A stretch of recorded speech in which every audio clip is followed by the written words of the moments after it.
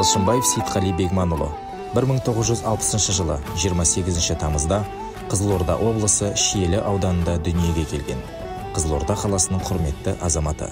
Бүгінде республикаға танымал кәсіпкер, білім меценаты, құрмет орденінің иегері. Бір-бірін тыңдай білетін, бір-бірін сөздеп тұратын, бір-бірін алдыма арман қойған жоқпын. Бәйгенің алдында болсам, жүйрік атқа мініп шапсам деген.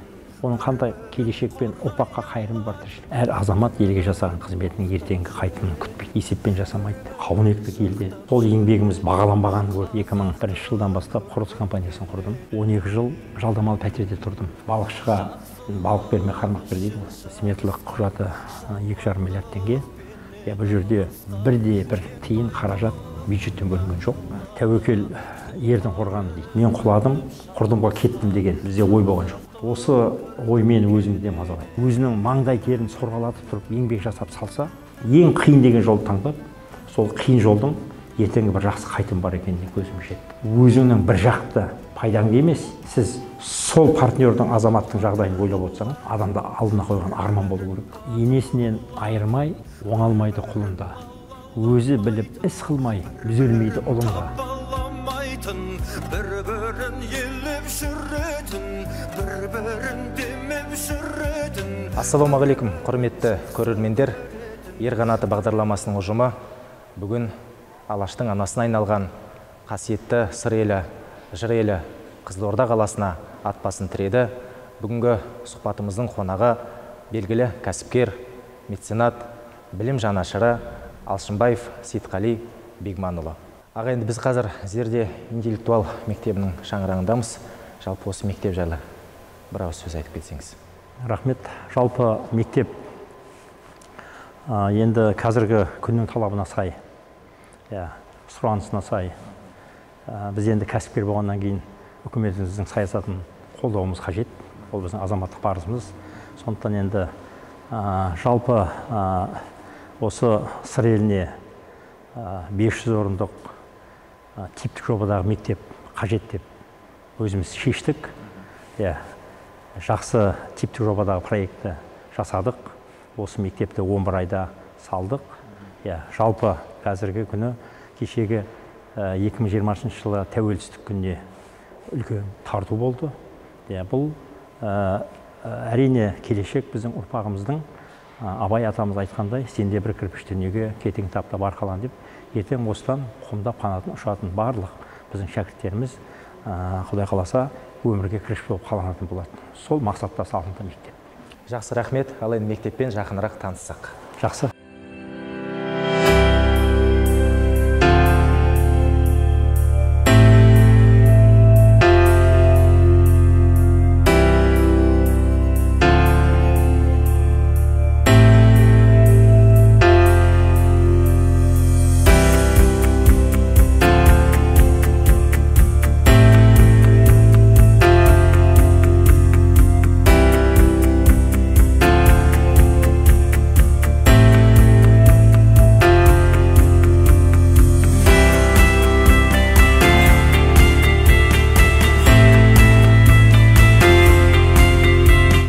Жаңа мектеппен таныстық. Ең біріншіден сізге үлкен рахмет айтқым келеді. Уақытыңызды бөліп, ниет білдіргеніңізге мың алғыс. Ал енді сұхбатымызды бастайық. Ең алғашқы сұрағым, жалпы өмірдің өзі бәйге. Сыр халқы, сыр елі сізді бір тұлпарға мінгендей, сәйгүлікке, жүйрік атқа мінген азамат ретінде, тұлға ретінде жақсы таниды. Жалпы атқа қалай қондыңыз? Жалпы айтар едім, мен балалық кезіңде де, жалпы ағалық кезіңде де алдыма арман қойған жоқпын. Бәйгенің алдында болсам, жүйрік атқа мініп шапсам деген. Бұлай философиялық түрмен алған кезде тұрғыдан. Енді өзім ойлаймын, жасаған елге жасаған әрбір қызмет, әр азамат елге жасаған қызметінің ертеңгі қайтымын күтпейді. Есеппен жасамайды. Себебі артымызда өскелең ұрпақ келе жатыр. Ұрпақ тәрбиелеп отырмыз. Сондықтан сол өскелең ұрпағымызға біздің кішкентай да болса соларға көрсете алатын үлгіміз болса, біз үшін сол ең бір жүйрік тұлпарға мінген деп өзім қабылдап есептеймін соны. Жақсы, рахмет. Енді елге сіңіріп жатқан еңбегіңізді халық жақсы біледі, ұлттың жанашырысыз. Жалпы енді қанша мектеп, қанша балабақша салынған жайлы бір ауыз айтып өтсеңіз, себебі бірі білсе, бірі білмеуі мүмкін. Рахмет. Бұл әрине өте дұрыс сауал деп өзім ойлаймын. Енді мен 2001 жылдан бастап құрылыс компаниясын құрдым. Қысқаша айтқан кезде, сол кезде Кеңес одағы тарағаннан кейін мектепте, балабақшада, ауылды ел жерде бұзылып жатқан болатын. Соған біздің ішіміз удай ашып, бұл қалай деген сұрақ бізді мазалап, сонымен ең бірінші мектепті осы Қызылорда облысы Сырдария ауданы Қалжан-Ақын мектебінде 360 орындық типтік жобалы мектепті құрылысын салдық. Қалжан-Ақында киелі жер, содан бастап бүгінгі күнге дейін 7 мектеп салыппын. Ол 7 мектептің 5 мектебі бюджеттік қаражаттан салынды. 6-шы мектеп өзім облыс мәслихатының депутаты болып сайланған жерде берген аманат қалды, уәдем бар еді. Ол жердегі мектеп Досан ауылындағы 68-ші орында болды. Апаттық жағдайда мектептердің. Оның бірінші орынға алып бару үшін мүмкіндік жол іздеуге тура келді. Ізденіс. Мен өзім сол жерден облыс мәслихатының депутаты болып сайланғаннан кейін халықтың берген уәдем бар, аманатым бар. Соны бір ғана жол болды. Мемлекетпен жекеменшік әріптестік құру. Соған қайтарымсыз қаражат салу. Сол сметалық құны 369 миллион болатын мектептің 200 орындық. Соның 100 миллионға жуық қаражатты қайтарымсыз салуға бел байладым, тәуекелге балдым. Соны 9-10 айда бітіріп, қазір Құдайға шүкір, ол мектепте қанша бала оқып жатыр, бақытты балдар, келешегі бар. Типтік жобадағы мектеп. 7 мектеп салдым, 4 балабақша салдым. Типтік жобадағы балабақша, оның барлығы жеке балабақшалар. Мен енді халыққа мен үйтіп жатырмын айтқанда өзім жан дүнием ұнатпайды. Енді ол бірақ жасаған жұмысыңнан, ертеңгі келешегі бар ісіңнен өзің шаршап жүріп, содан рахат ләззат табу, ол енді азамат үшін бақыт. Мінекей мына өзіңіздеріңіз көріп отырған Зерде интеллектуал мектебі өте қиын кезеңде салынды. Сметалық құжаты 2,5 миллиард теңге, осыған 1 миллиардтың үстінде қаражат салынды. Өздеріңіз білесіздер, былтыр әлемде экономикалық кризис болды, пандемия болып жатыр. Оның әсері біздің Қазақстанға да тиіп жатыр, біздің сыр елінің кәсіпкерлеріне тиіп жатыр, барлық кәсіпкерлерге. Соған тәуекелге бел байлауға тура келді.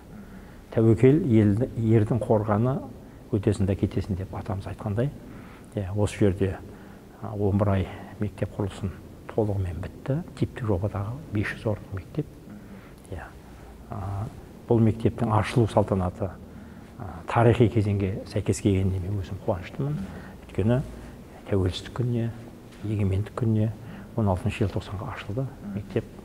Осы үлкен қуанышта қазір бұл жерде Құдай қаласа 120 адам тұрақты жұмыспен қамтылған, мұғалімдер, педагогик составтың барлығы.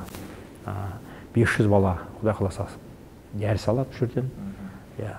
Сондықтан кеше құрылыс кезінде 200-ге жуық құрылыс саласында қызметкерлер жұмыс жасады. Оларға да өз нәпақасын тапты.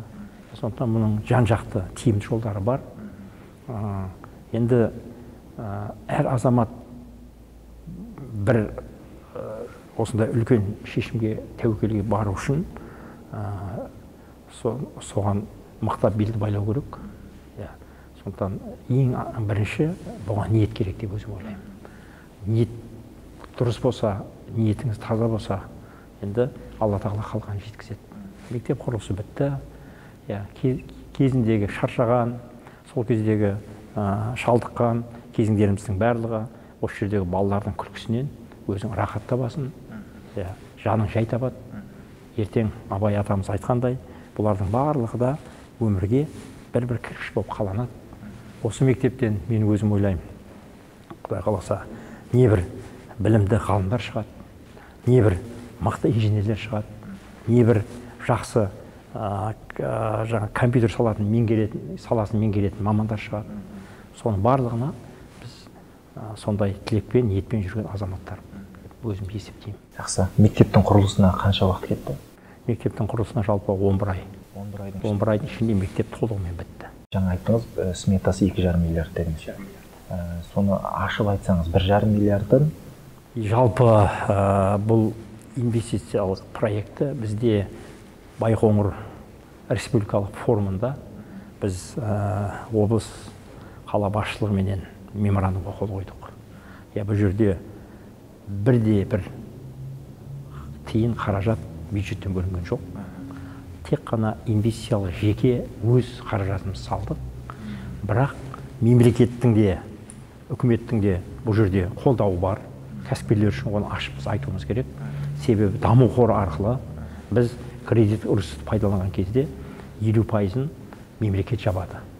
Бұл бір мемлекеттің қолдауы. Екінші мемлекеттің қолдауы, біз осы мектепке әр балаға оң аяғымен мектептің қабырғаларын аттаған балаға екінші аяғы кірген кезде мектепке мемлекеттік тапсырыс госзаказ береді. Әр балаға 24 000 теңгеден. Ол балалардың жалпы мұғалімдердің жалақысы, салық жүйесін, сосын артылған қаражат болса, коммуналдық нелерді жабу арқылы. Біздің неміз жаңағы жеке кәсіпкер ретінде жаңағы өзіміздің қалтамыздан толығымен сол 1,5 миллиардқа жуық ақшаны салып, мектепті тұрғызып, балалардың 4 мезгіл тамағын қамтамасыз етіп, қалған қаражатты осы жаңағы мектептің тағы да ары қарай дамуына, развитиесіне жұмсау. Енді бізде үлкен жобалар бар алдымызда. Құдай қаласа қазір үздіксіз білім деген болып жатыр. Бізде жаңа айтып кеттім, 4 балабақша бар. 1040 бала бар 4 балабақшада. Барлық типтік жобадағы 360 орындық, 320 орындық, 180 орындық, Алматы қаласында 180 балабақшамыз бар. Барлығында бізде бүгінгі күнде 1000 мектебіміз қосқанда 1540 баламыз бар. 500-дің үстінде тұрақты жұмыспен қамтамасыз етілген. Олардың барлығына біз үздіксіз жаңағы білім ары қарай алу үшін біздің балаларымыз балабақшаға өзіміз тәрбиелейміз, мектепке өзіміз тәрбиелейміз. Ертең Құдай қаласа осы облыс басшылығыменен келісе отырып, қазіргі бұл үкіметтің талабы қойып отқан жергілікті билікке колледждерді жекешелендіру арқылы сондай ниет бар. Колледж алып, ары қарай сол колледжге де біз өзімізді қаражатымыз салып, ары қарай сол үздіксіз білімді дамытамыз ба деген ниетіміз бар. Жақсы. Жаңа ғана мектеппен танысқан кезде көрдік, шахмат бөлмесі, домбыра класы, жаңағы заманауи әр кабинетте арнайы телекұрылғылар қойылған IT бөлмелері бар екен. Соңғы бүгінгі күннің талабына сай барлық материалдық техникалық жабдықтау базымыз бәрі бар. Оны мақтанып айтуға болады. ТБ панель дейді, IT жаңағы компьютерный класс дейді. Барлығы бүгінгі ең соңғы бүгінгі күннің талабына сай материалдық техникалық база жабдықталған. Жақсы. Енді мына отырған біздің енді осы отырған бөлме бұл 500 шаршы метр. Бұл проектіге қосылды. Менің өзімнің тікелей ұсынысым бойынша бұл демалыс орны. Балаларымыз 45 минут үлкен үзілісінде тамақ ішіп болғаннан кейін осы жерге келіп өздері демалады. Бұл жерде тоғызқұмалақ бар, жаңағы асық ойнау бар, дойбы ойнау бар, шахмат ойнау бар, шашка ойнау бар. Бұл жерде асыр салып, мұғалімдер өздері қастарында болады. Демалып, қол аяғын жайып, жазып, еркін демалып. Содан кейін барып, келесі түстен кейінгі дайындық сабағына барады. Балалардың 1 минутта уақыты жоқ, барлығы жүйелі түрде жасалған график бойынша жұмыс жасайды, расписание бойынша. Бала тілі бал дейді. Бала күніңізге бір сәт оралсақ, сол кезде бір езуге күлкі ұялататындай сәтті еске алып, көрерменмен бөліссеңіз. Жалпы енді дәл қазір қандай мүмкіндікті бала кезіміз біздің әрине бақытты шақ болды деп айта аламыз. Дәл бүгінгі күнгідей жаңағы қамтамасыз етілмесек те, мен өзім ойлаймын, жалпы адамның, баланың бақытты болуы ол тек қана материалдық тұрғыда емес. Себебі ол баланың ең бірінші ата-анамыз қасымызда болды, бауырларымыз жанымызда болды. Біз азанда көзімізді тырнап ашқаннан қалай ата-анамызға көмектесеміз, қозы лақпақ кетеміз, жаңа егіске барамыз, шөпке барамыз. Сабақ одан кейін кезекте тұратын бізде. Өйткені біз сондай жанұяда тәрбиелендік. Ауылда жалаң аяқ жүріп, шауып ойнап жүріп, сонда көптеген кезеңдер, енді жақсы кезеңдер болды, бақытты кезеңдер өтті. Енді бір күлкілі кезеңде мен енді оны қазір сәлден кейін есіме түсіріп айтармын. Жақсы. Қазір қоғамда көптеген кәсіпкерлер бір кәсіпті бастауға қорқып жатады. Неге деген сұрақ қоятын болсақ, бәсеке көп ол жақта дейді. Жалпы мынау қазіргі қоғамдағы бәсекелестік жайлы бір ауыз сұрағым келіп отыр. Бұл өте дұрыс сауал. Жаңада айтып өттік қой, тәуекел ердің қорғаны дейді. Жалпы үлкен тіршілікке бару үшін үлкен риск, тәуекелшілік керек. Онсыз жұмысың алға басады мен айта алмаймын. Әрине, көп кезеңдерде қазіргі әріптестеріміз маған конкуренция жоқ. Мен өзім солай санаймын. Қанша қазір менің саламда әріптестерім бар, бірақ мен ойларын мен қалай түсінем, мен өз ойымды айтайын. Мен өйткені әр іске адам шын ниет, шын пейілмен өзінің маңдай терін сорғалатып тұрып еңбек жасап салса, ол істің үлкен қайырым мен қайтым бар деп есептеймін. Бұл негізгі адамдағы ұстаным мақсат осылай болу керек. Конкуренция болып ертең жабылып қалатын деген салалар, олар келешегі жоқ тіршіліктер. Олар белгілі. Мысалы, жаңа кәсіпкерлерімізде, мысалы, жаңағы түнгі, мен өмір есігін ашып көрген емес, түнгі клуб дейді мысалы. Оның қандай келешекпен ұрпаққа қайырым бар тіршілік. Жасап жатқандар барша әріптестердің көңіліне келмесін. Мысалы, жаңағы басқа да осындай жаңағы жасалып жатқан көптеген қажеттілік өмірге үлгісі жоқ. Ұрпаққа көрсететіндей үлгі жасай алмайды тіршіліктердің, ол келешек болмайды. Ол жұмысты бастамаған дұрыс деп өзім ойлаймын. Ал келешегі бар ұрпаққа сауап іс, міне мысалы, қай салада болсын, ол жаңағы білім саласында болсын, ол спорт саласында болсын, ол жаңағы денсаулық саласында болсын, барлық қайырым бар істер сонымен жасасын, оның ертең күнге үлкен қайырым бар деп өзім есептеймін. Жақсы. Сол кезде кәсіпте не өміршең деген ой келіп тұр бұл жерде қандай?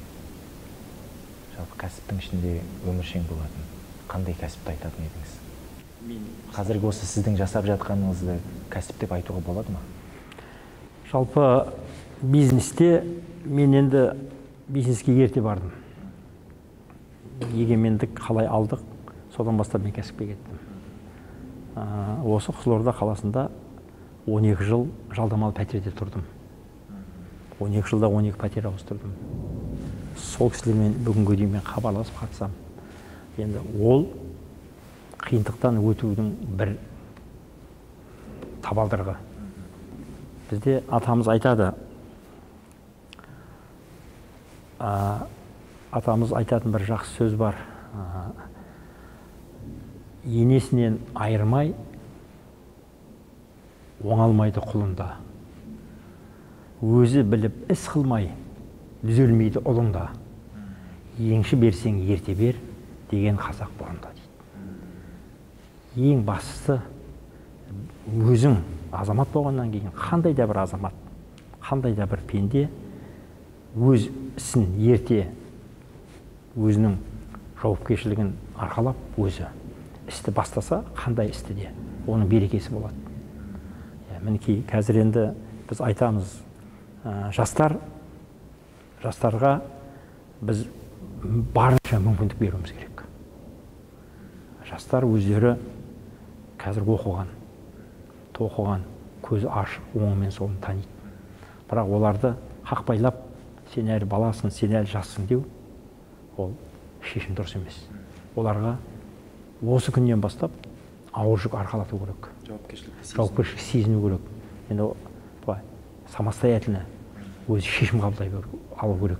Ол сол шешім, бірінші шешім қате болуы мүмкін, екінші шешім қате болуы мүмкін. Бірақ түбінде сол шешімнен өзің жіберген қателіктер мен ағаттықтарынан ол өзі түзейді. Ал сіз қанша қасында айтып, жол көрсетіп отырғанмен, ол өзі біліп іс қылмағаннан кейін, ол тіршіліктің келешегі қиындау болады. Барлық тәжірибемен келеді. Мына маңдай теріңді төгіп тұрып, уақытпен санаспай жұмыс жасайтын болсаң, қайтарымы мол тіршілік жасайтын болсаң, сол тіршіліктердің барлығы келешегі бар тіршілік деп өзім есептеймін.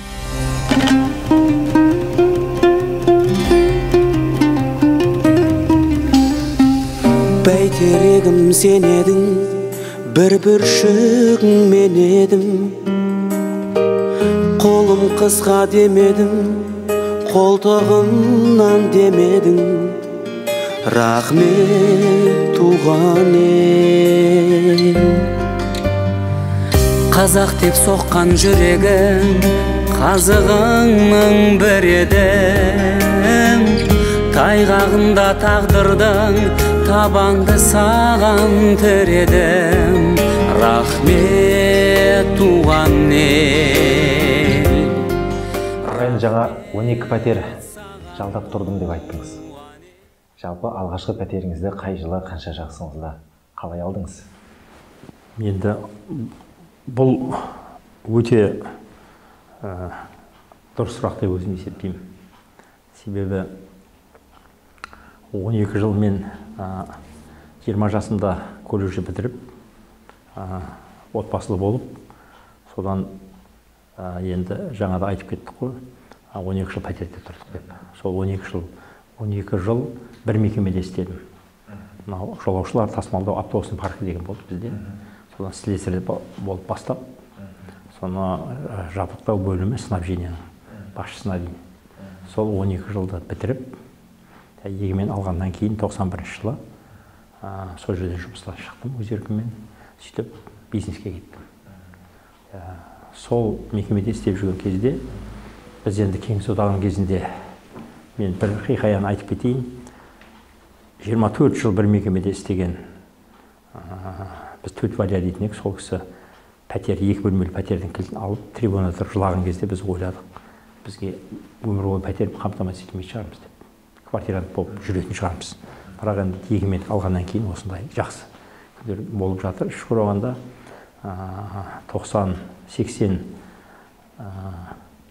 88 жылы,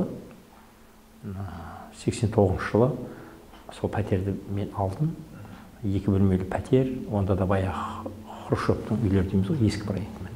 Бірақ сол үй қазіргі Кеңсарайдан артық мен үшін. Өйткені көптен күткен, жаңағы бір Алланың берген сый болды. Көптен күткен. Ол болмайды, бұл пәтер алу мүмкін емес қой деген жерден бұйырып алғаннан кейін, ескі жай болса да, оның жағдайы болмаса да, коммуналдық тұрғыда. Бірақ сол үй мен үшін ыстық. Өз қаражатыңыз ба? Жоқ, оны мемлекеттен алдым мен. Содан кейін бастап бизнеске барғаннан кейін уже үй салдық. Енді қазір күнделікті осы жұртпен бірдей тұрмыстық жағдайда жүріп жатқан жағдайымыз бар. Бизнеске кетуіңізге не себеп болды жалпы? Бизнеске кетуіме себеп болған себебі, ол бір ғана себеп болды. Жалпы отбасында ұлдан үлкен мен болдым. 4 қыз, 1 ұл бар. Оларды өсіру керек. Әкенің орнына әке болу керек. Ананың орнына ана болу керек. Оларға қамқор болу керек. Бір ғана жалақымен өзіңнің күн көрісің мүмкін емес. Сондықтан сол жылы шешім қабылдап, біз енді ата-анамыз көзіміз ашқаннан егін шаруашылығында болдық. Қауын ектік елде, ауылда. Соны көрдік. Сол еңбегіміз бағаланбағанын көрдік ата-анамыздың. Неге? Өткен ол егінді жинап, күзде қауын басып апарған кезде сізге жар бағасында жартысын беретін. Сол кезде осы қазіргі мінекей сырдың жаңағы тәтті қауынын өзіміз егіп маңдай термен соны Россияның түкпіріне Архангельскийіне алып барып саттым. КамАЗға жүріп, ішінде айлап жүресің, ол кезде бұндай байланыс жоқ, қиын кезең, соның барлығын бастан өтті. Міне өз бетіңше тіршілік жасап, ауыр жүкті өзің көтеріп, тәуекелшілікке бару осыдан басталды. Содан кейін барып құрылысқа келдік. Құрылыс құлап атқан кезде соған бірдеме болайық деп, міне осы типтік жобадағы мектептерді, балабақшаларды салып, қазір енді мінекей ел қатарлы, сол елдің ортасында осы келешек ұрпағымызға дұрыс болсын тіршілік дегенді бастап жатқан жағдайымыз бар, жасап жатырмыз. Жақсы. Кәсіпті бастаған кезіңізде қанша рет сүріндіңіз? Орыстарда мақал бар, ол бізде де бар ғой. Кім құламаса, ол қайтып тұрып жүгірмейді дейді. Көптеген қиын кезеңдер болды. Соның бәрін бастан кештік.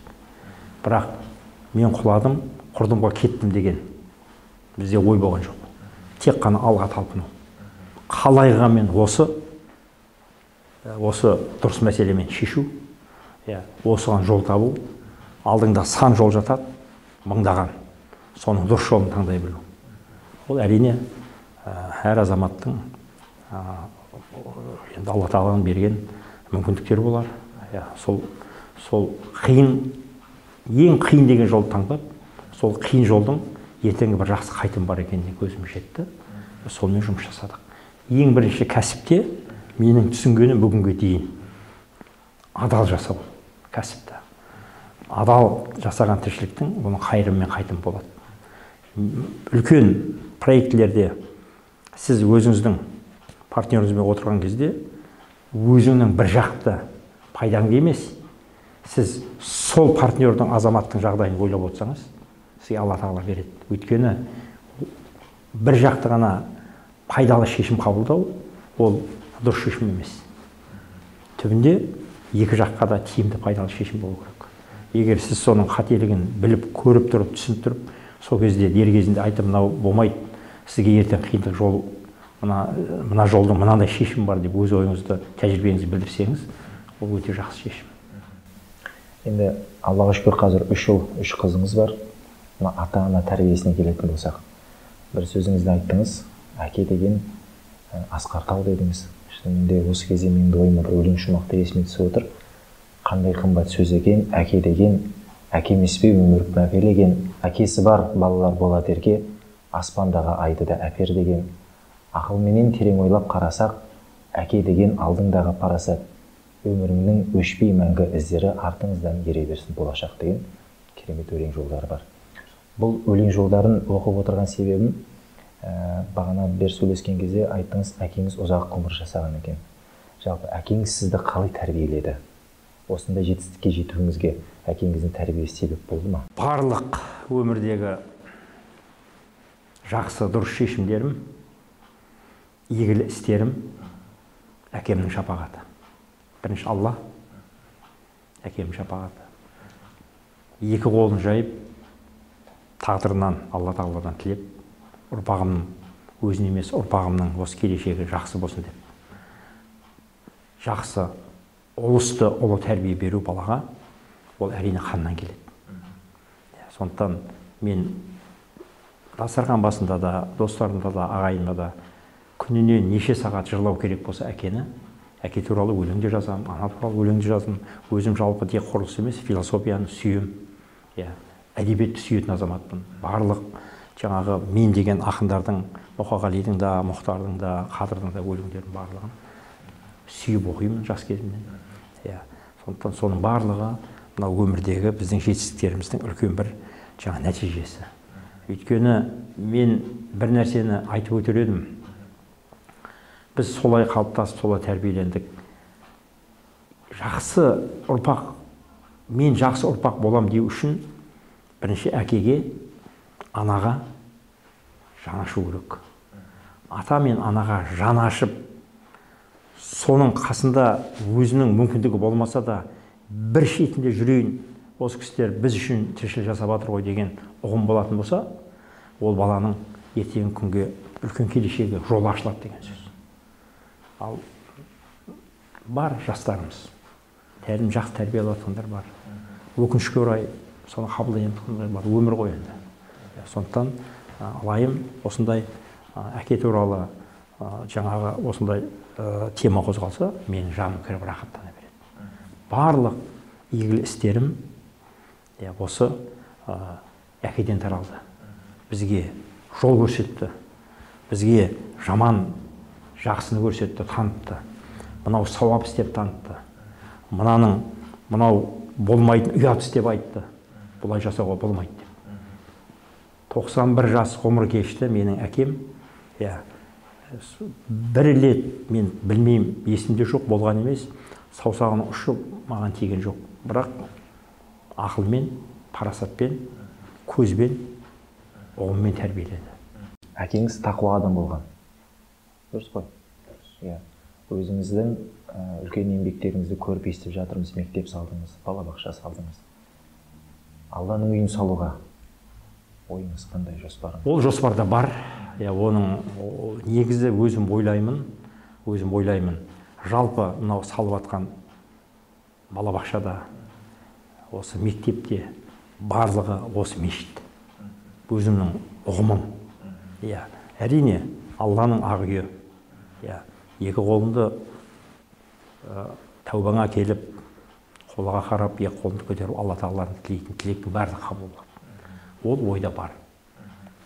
Бізде қазақта айтады ғой, арық сөйлеп семіз шық дейді. Құдай қаласа, амандық болса, сол ниетке жетеміз деген ойдамыз. Жақсы. Өмірде өзіңіз кәсіп саласында жүрсіз, адамдардың барлығы бірдей емес. Сатып кетіп жататындар болады. Ондай көп кездесті ме сіздің өміріңізде? Енді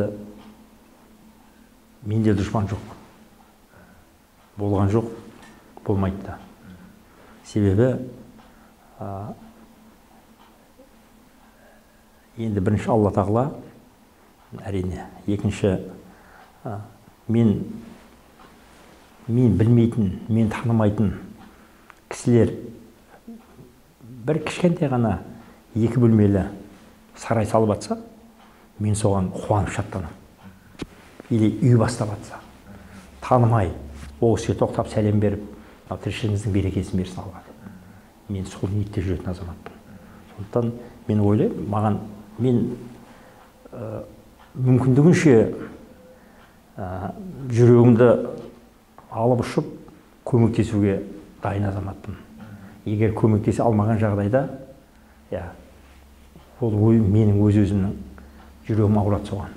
Мен осыған мүмкіндік болмай қалды. Бірақ ана кісі қандай пікірде кетті екен деген мені ой мазалайтыны рас. Әрине, енді мен өзім ойлаймын, науқас адам болса, зейнеткер адам болса, көмектесу керек. Бірақ денсаулығы мықты 12 мүшесі аман, азамат болатын болса, оған тек қана көмек, ол жұмыс беру керек оған. Балықшыға балық берме, қармақ бер дейді ғой. Осы көмек. Біз қазір жұмыс орнын ашып жатырмыз мыңдаған адамға. Сол жұмыс орнынан өз нәпақасын, өз айлығын уақытылы алып, жұмыс жасап жатыр. Өзім ойлаймын, ол мен үшін де, ол кісілер үшін де осы дұрыс жол, дұрыс шешім ғой деп. Менің түсінігімше, сонда өміріңізде сатқындық жасаған адамдар болды? Болған жоқ. Өйткені болмау да керек деп ойлаймын. Өйткені менің ұғым бойынша қамшының сабындай қысқа ғұмыр. Бұл жерде бәрі қалады. 18 мың әлемді Алла тағала жаратты, сүйікті пенделер біздер үшін. Біздің ұлтымызда, қазақта бәрі жетеді, бірақ тек таласып құрайды. Таласпаса бәріне жетеді. Менде ондай ұғым жоқ. Мен кішкентай нәрсеге қанағат қыламын. Маған болады. Мен бір-ақ нәрсені білем, Алла тағаланың құрығы ұзын. Бәрін бір күнде береді. Алла тағаланың қаһарына тисең, бір күнде бәрі жиналады. Сондықтан шүкіршілікпен адам күн кешу керек. Менде мынандай жағдай болды, мен соны айта кеткім келеді. Жаңағыдай пәтерде жалдамалы жүрген кезде, жас маман кезімізде үйге бір қонақ келсе, жұмыстан қайтып келатқанда ойланып келетін тұғымыз. Енді ер азамат болғасын, ол адамның алдына мәзірге не қоямын? Үйде не бар, не жоғын өзің жақсы білесің. Сондай кезеңдер бізде көп болды. Оған қарағанда қазір Құдайға шүкір деу бар. Қазір жұмыс жасаған, еңбек жасаған азаматқа бәрі бар, мүмкіндік бар. Тек таласпай соны несібен теріп жеу керек. Бала тәрбиесіне қайтадан оралатын болсақ, бір әттеген ай деген жерлер бар ма өз балаларыңыздың тәрбиесіне келген кезде? Осы ой мені өзімде мазалайды. Рас, оны біз іштей кемшілігімізді сезінуіміз керек. Жұмыс басты болып жүріп,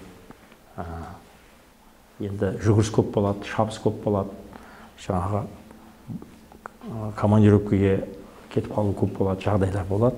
Сонда өз балаңның тез өсіп кеткенін байқамай да қалатын кезеңдер болады. Сол кезде ойланасың, біз енді қарт ата-анамыздың тәрбиесінде болдық. Бір көрпенің астында бүкіл жаңа ұлымызда, қызымызда жатып өстік. Бүгінгі күндегідей әр баланың, әр қыздың басына бір-бір бөлме, бір-бір жиһаз жоқ онда. 5 бала бір көрпе, жамыласын, дұрыс қой мысалы. Сонда да бірақ жақсы тәрбие алдық, жақсы өстік. Қазір бәріне жағдай жасалады, бірақ уақыт жетпей жатады. Өкініштісі сол. Бірақ менің Құдайға шүкір, ұл қыздарымнан көп қайырым күтем. Өйткені бізден барлық бойымыздағы ата-анасынан тараған жақсы берген біздің бағытымыз оларға өмірлік азық деп өзім есептеймін. Сұхбаттасып тұрамыз жиі, ұлымызбен, қызымызбен, балаларымызбен, немерелерімізбен шаттанамыз. Адамның жетістігі, бұл дүниеде пенденің жетістігі, ол материалдық тұрғыда есептемеу керек. Мен үшін көк тиын, материалдық тұрғыда. Бақытты болу үшін дүниенің қажет жоқ, қажет емес, оның қажет жоқ. Бақытты болу отбасы, ол ұрпағының өсуі. Ұрпағының өсіп, әрбір ата-ана сол ұрпағының арқа сүйей білуі. Арқа сүйей білуі. Мінекей, менің ұрпағым бар, өстім Құдайға шүкір деп, соларға қарап, мінекей, соларға арқа сүйей білу, ол ата-ана үшін үлкен бақыт. Өмірлік ұстанымыңыз? Өмірлік ұстаным тек қана адал жол таңдау. Өмірлік ұстаным адал жол таңдау. Қазір енді мен оны түсінбеймін да, жемқорлық дегенді. Мен өзім оған қаспын, жаным қас. Біздің қандай да бір мекемемізде, балабақшамызда болсын, мектебімізде болсын, Алла тағала бір өзі куә, бір конфет береді екен деп көзіміздің назарын салған емеспіз. Жылап келетіндер болады, өтініш айтып келетіндер болады, мұқтаждық болады. Барынша көмектесуімізге біз дайынбыз, азаматтық парызымыз. Бірақ жаңа айтып жатырмыз ғой, жария түрде емес, құпия түрде. Өйткені азаматтық намысына тимеу керек. Олда мұқтаждық бар. Ол келген адам мысалы саған маңдай тіреп арқа сүйіп келеді, басшым деп келеді. Мен әр басшыға айтам, әрбір қызметкерге персональный подход болатын болсын. Өйткені оның біріншісіз көзіне қараңыз. Оныңыз көзінен, қандай оның үйінде, семьясында, отбасында проблема бар. Мүмкіндігінше сол кісіге көмектесуге тырысыңыз. Адал жол, адал қызмет жасау. Түбінде біз жақсы, мықты мемлекетке айналатынымыз, өскелең ұрпағымыз жетісіп келе жатқаны. Мен оған сенімдімін. Өйткені біз жақсы ұрпақ тәрбиелеп жатырмыз. Балабақшадан бастап, мектептен бастап, ертең колледжден бастап, мысалы, оқытып жатырмыз, жақсы жол көрсетіп жатырмыз. Құдай қаласа, мен жарқын дүние әлі алдымызда. Бәрі реттеседі, оған асықпау керек, кішкене уақыт керек. Мен өзім қазіргі жастарға біздің мемлекет тарапынан беретін, ата-ана тарапынан беретін тәрбие, идеология әлі жетімсіз. Идеология жетімсіз. Жетпей жатыр оларға. Как ауа сияқты. Біз оларға сен бай бол, сен әкім бол, сен министр болып тәрбиелеудің оның қажеті жоқ. Мысалы. Сондықтан баланың қабілеті неге? Қарымы қандай баламыздың? Ең бастысы балам сен адал бол. Мұқтаж адам келсе, қолына келгенде мүмкіндігінше көмектес. Жақсылап күтіп ал, жақсылап шығарып сал. Ол үлкен ізеттілік біздің ата-бабамыздан келе жатқан. Бәріміз айтамыз, қазіргі 21 ғасырда жырлаймыз, айтамыз, бұрынғы ата-бабамыздың жетістіктерін айтып мақтанамыз. Ол дұрыс. Бірақ біз алға қарауымыз керек. Алға қарай, қазіргі цивилизованный өмірге қарауымыз керек. Өйткені содан қандай бізге ұтымды нәрсе бар. Мысалы, соны біз алуымыз керек. Ол өткенді жырлап, азаннан кешке 24 сағат отыра бергенмен, өткен ғасырды жырлап, біз келесі үлкен қадамға бара алмаймыз. Мынау іргелес елдерменен солардың жақсысын алу керек. Түріктердің бұрынғы Ататүрік сол барлық Европаға жіберді ғой өзінің жаңағы ұрпақтарын. Сен қаражат берем, сен сояқта қал, бірақ сояқтың жақсы жетістіктерін, технологияларын бізге жіберіп кел. Міне қазір қандай мемлекет болып отыр. Біз де соған жетеміз ертең. Солай оқу керек, іздену керек, жақсы жаңағы балдарға жағдай жасау керек. Ең бірінші өзіңнің жаңағы әрбір ата-ананың мойнындағы парызы балаға дұрыс тәрбие беру. Отан отбасынан басталады. Біз үкімет маған не береді? Үкімет маған беруге міндетті ғой деген ойдамыз алшақ болуымыз керек. Өкінішке орай, мен тыңдап отырған көрермендер мені сөгуі де мүмкін. Бірақ сондай ниет менде жоқ. Өзі әркім мүмкіндігінше қызмет, бәрі мүмкіндік бар қазір. Қызмет жасауға, жақсы жұмыс жасауға. Сондықтан кемшіліктер де бар үкіметте. Ол жүреді түзеледі. Бірақ қазір енді біз өзімізді өзіміз жөндегенмен, біздің келешегіміз жақсы болады деп айтамаймын. Біз бір-бірімізді осындай қиындық кезде қолдау көрсетуіміз керек. Бір-бірімізге қандай да бір көзі қара өзімнің бауырларым бір-біріне осындай қиын кезеңдерде бір-бірін қолдап, демеп, қандай жағдайда болсын жетістікке жетуіміз керек. Жақсы. Басты қағидам адал болу деп жатырсыз. Сізге бұл өмірде не нәрсе қанат бітіреді? Бұл өмірде жақсы кісілердің жасаған жақсы істерін қарап, өзің сүйсінесің. Мысалы, бізде қазақ атамыз айтады, өзің білмесең, 6 жасар баладан сұра, ол айып емес дейді. 6 жасар баладан сұра, айып емес. Мен қазір жасым 60-ға келсе де 6 жасар баладан үйренетінім көп. Маған тәкаппарлықтың көктен қажеті жоқ. Мен бәрін білем, менде бәрі жетеді, мен болдым деген. Өмір тек қана алға қарай жетелей, адамда алдына қойған арман болу керек. Мынау Израиль деген мемлекет, өздеріңіз білесіздер, бәріміз тарихын білеміз. Ыспақұмның ортасында апарып тастаған мемлекет. Оларда бірақ мақсат болды, арман. Мықты ел болу, әлемді мойындату. Қай жағынан болса да, қазір мықты елдің біріне қатарына. Израиль. Дымы жоқ. Медицина жағынан болсын, білім саласы болсын, басқасы болсын. Мысалы, қандай Ыспақұмның ортасында қалған халық. Бізде барлық қазірге шүкір байлығымыз бар ғой.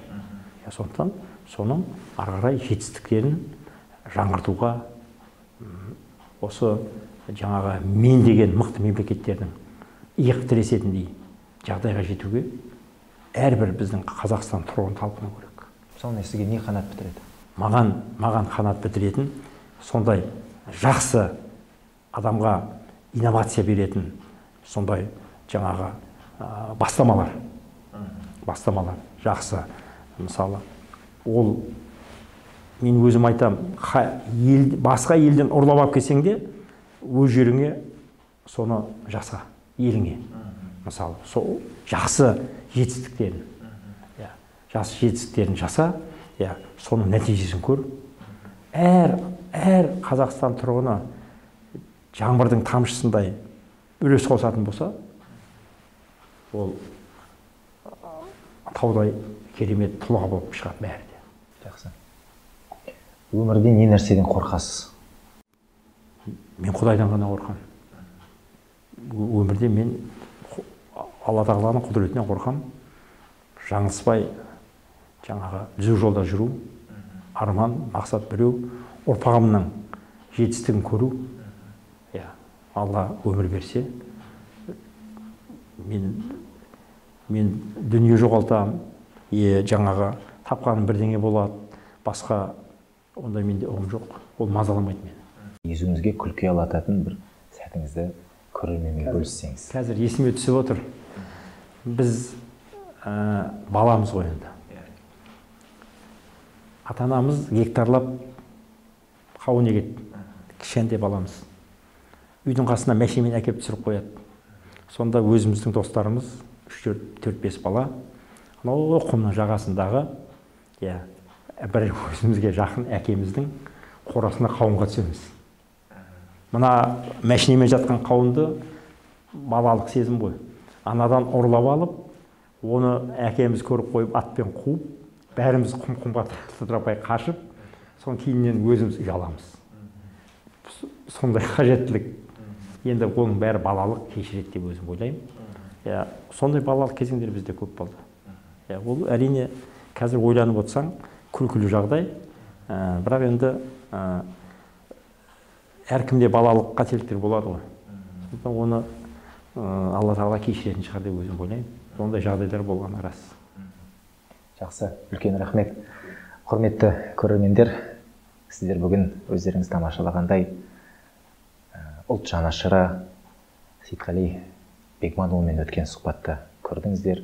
Өздеріңіздің пікірлеріңізді білдіре отырыңыздар. Бізбен болғандарыңызға үлкен алғыс білдіреміз. Аға, сізге тағы да мың алғыс. Алтындай уақытыңызды бөліп келгеніңіз үшін шексіз рахмет айтамыз. Ісіңіз берекелі болсын. Елге жасап жатқан игі істеріңіз көгере берсін. Сіздерге Алла разы болсын.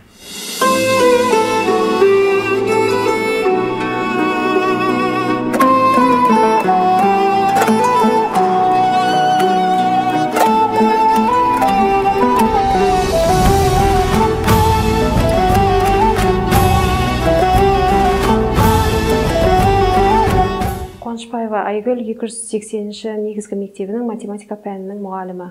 Қызылорда қаласына қарасты Досан ауылы номер 280-ші мектебі 90 жылдық тарихы бар іргелі білім ордасы. Білікті де білімді ұстаздарымыздың арқасында көптеген оқушылар білім алуда. Мектебіміз 2013 жылға дейін облыстық мектептердің ішіндегі апаттық жағдайда тұрған мектептер қатарында болатын. Сейітқали Бегманұлы сияқты адал да жанашыр азаматтарымыздың арқасында мемлекеттік жеке серіктестік жұмыстарын жасап, 30% өзінің демеушілігімен, 70% мемлекет демеушілігімен 11 айдың ішінде 2013 жылы жаңа оқу ғимараты салынды. Сейітқали Бегманұлы үнемі мектепке демеушілік жасап отырады. Оқушыларды салауатты өмірге баулу мақсатында 2021 жылы әріптестікті жандандырып, спорт кешенін салуға демеушілік жасауда. Кең байтақ мына далада тұлпарын мініп шабысқан қазақты көргім келеді.